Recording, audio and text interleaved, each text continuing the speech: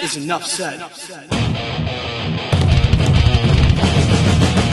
Happy Thursday, Heat Nation. Yo, boy Ernest here. Back with another Miami Heat Talk video. Hope you guys are enjoying your day, staying positive, living your best life, and thank you for joining me on another Miami Heat Talk adventure. Let's get on with today's episode because I got a great one for you today, guys. But before we get started with the episode, just a couple things I want to bring up. Today is September 11th, 24 years ago. The attacks in New York City and the Twin Towers happened. Man, I was in middle school at that time. Crazy day, but it's something that we never forget. My condolences, my prayers, and my love goes out to everyone that was affected by it. And then speaking of that, as we all know, yesterday, a guy by the name of Charlie Kirk was sniped down and murdered when he was at a Utah college speaking. Now, I know everyone has their own thoughts about Charlie Kirk. I'll be honest with you guys. I know of him. You know, you see him when you're scrolling through social media. You see what he stood for. I don't know a lot about him, so I'm not going to formulate an opinion about his thoughts and what he's speaking of. But I will say this. He was only 31 years old. He was a husband, and he was a father of 2 little kids. That's messed up. I don't care what his thoughts were. I don't care what the situation is. No one deserves to die like that. And the person that decided to do that not only murdered him, but he murdered the lives of his family. So, damn. My prayers and my condolences and my love does go out for the Kirk family. But there's really nothing we can say that can make that situation better. But we live with grace. We live with positivity. All I got to say, you guys, is tell your husbands, tell your wives, tell your kids, your family, your mothers and fathers, your siblings if you have them. Hug them a little tighter. Call them. Let them know how much you love them. Because this thing that we call life is so precious, you guys, and it can end in an instant. And we really need to take advantage of our opportunities. I do apologize for going on this long tangent, you guys. It just was something that I feel that the Lord wanted me to let out and say to you guys. So just live positively, man. Choose to live positive. That's it. So let's get on to some Miami Heat Talk adventure. Let's get on with some basketball, you guys, because that's what we're here to talk about. And I'm excited, man. We got 18 days. Miami Heat training camp begins September 29th. That's media day, excuse me. The training camp starts on the 30th. But I'm really excited to see how this team does for the 2026 season, you guys. I have high hopes. You know, the Miami Heat, they have a ceiling and they have a floor. The floor is basically they're going to do what they did last year. They're going to be another mid-team, a play-in team, like we've been for the last 3 years. But the ceiling, in my opinion, the Heat can win anywhere from 45 to 50 games, be a top 6 team out of the play-in, even compete for a top 4 spot. So I believe this Miami Heat team has a lot of opportunity to be better. But with that, you're going to have a lot of drama. You're going to have a lot of press that comes out. And one thing that came out yesterday from the Miami Herald was the fact that Miami Heat are looking to wait for the 2026 offseason and potentially go after Kevin Durant. Now, I spoke about this yesterday in a short, you guys, but I wanted to give it my full thoughts in this episode. I'm going to read a quote from the Miami Herald. It said, Kevin Durant will forever be a Heat possibility if he makes it to free agency. The Heat always has held him in high regard, but key members of the organization disagreed about which players to offer in trade negotiations with Phoenix in June. Ultimately, the Heat opted not to include Kel'el Ware or Nikola Jovic, combined with a first-round pick in addition to several other players and a 2025 first-round pick. Instead, Durant was dealt to Houston, and it would be a mild surprise if he and the Rockets don't agree on an extension at some point. He is eligible to sign a 2-year, $118 million extension. Now, Kevin Durant's going to be 37 next year, or this upcoming season. So if you give him a 2-year extension, you're paying him until he's 39 years old. And you're paying him about $60 million a year. You are putting yourself in a really bad hole. This is similar to the hole that the Miami Heat put themselves in with Kyle Lowry back in 2021, where they gave him a 3-year, $85 to $90 million contract. The first year was great, but the last 2 years bit us in the ass. That is a possibility that you could do with Kevin Durant. Now, look, at 36 years old, he's still playing highly efficient. 27 points a game, about 6 rebounds, 5 assists. He averaged over 40% from the 3-point line. Averages over 50% from the field, almost 90% from the free throw line. He gives you elite numbers even at 36 years old. But you know that the wheels are going to fall off sometime soon, whether it's this year, whether it's next year.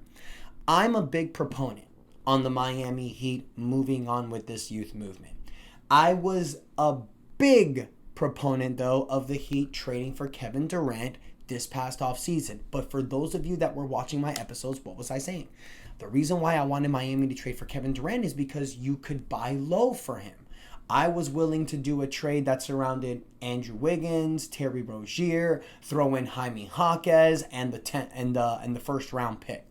I would have been cool with that. But the fact that Phoenix wanted Kel'el Ware, Nikola Jovic, multiple first round draft picks, I wasn't willing to do that. And believe me, I feel that Kevin Durant would be a great fit on this roster. Playing next to Tyler Hero and Bam Adebayo, I thought it would have been a great fit.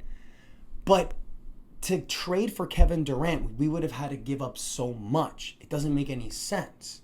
And the Miami Heat fans, I've seen Heat fans in Twitter, I've seen Heat fans in my comments recently that have said things like the Heat aren't going to do anything. The Heat are not going to do shit. That's not true. For those people saying that, I'm guessing you forgot that the Miami Heat finagled a move where they got Norman Powell and all they had to give up was Kyle Anderson and Kevin Love. Pat Riley still has it, but Heat fans want whales. They want Giannis. They want Kevin Durant. Even though Kevin Durant is still technically a whale at this stage of his career, it's like I said, the wheels may look to fall off soon. You just don't know when. And to pay a guy $60 million per season who's that age is just not the smartest thing to do, especially when you have a young roster like this. I believe right now, you guys, that NBA free agency isn't what it used to be. And the Miami Heat need to stop this notion. Or Heat fans or media in general need to stop this notion that the Heat need to save all this cap space for the 2026 offseason. Because let's be honest, this was something that we were talking about a few months ago. Hey, the Heat can have Terry Rozier, Andrew Wiggins, Simone Fontecchio off their books, have over $16 million in cap space this offseason. To get who? Luka signed an extension. De'Aaron Fox signed an extension. Trae Young may be available, but he might sign an extension with Atlanta. The NBA superstars no longer go in free agency like we saw in 2010 with a star-studded class like Wade, LeBron, Bosh, Amari, Dirk, Paul Pierce. You don't see that anymore. The last time you saw something like that was in the 2019 offseason, 6 years ago. Right now, the way that players do, they know that they can get the most value and the most money signing max extensions with their current teams. So this is what players do. And we've been seeing this a lot. Guys like Anthony Davis, Kawhi Leonard, a lot of people are doing this. James Harden has done it. So what players will do, they'll go ahead and sign a huge max extension with their current roster. And while they're in that max extension, they will request a trade to go to the team that they truly want. So that way it's a win-win. They can get their money and they can go where they want. Because if teams don't re-sign with their current, when players don't re-sign with their current teams and they go into the open market and test free agency, they're taking way less money to go to another team. So now players are going to sign contracts on their roster, on their current roster to get the most value in their money, and they're going to request a trade and go where they truly want. So what the Miami Heat need to do is do what they're doing right now. Keep flexibility to make a trade. Expiring contracts, young assets with small level contracts, future first round draft capital. The Heat have all of it. You have Terry Rozier, who has an expiring contract. You have Andrew Wiggins, who's on a player option after this year. You also have Simone Fontecchio, all expiring contracts. You also have young assets like Jaime Jaquez, Nikola Jovic, Paolo Larson, Kel'el Ware. You also have 3 tradable future first-round draft picks. Let's not forget, ladies and gentlemen, that the trade deadline is not until February. The Miami Heat can still make a move. I like the Heat's positioning right now. because they're leaving themselves flexible to test out this young movement roster for the 2026 season.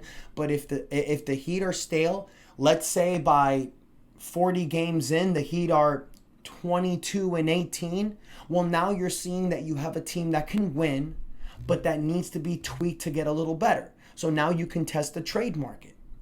But waiting for free agency for a guy like Kevin Durant is just bonkers in my opinion. He's too old, and there's not going to be a market in free agency. He'll most likely either sign an extension or just wait it out and test free agency market. But even if he does that, why would the Heat bring him in? You're moving backwards. Move forward. Move with this youth movement.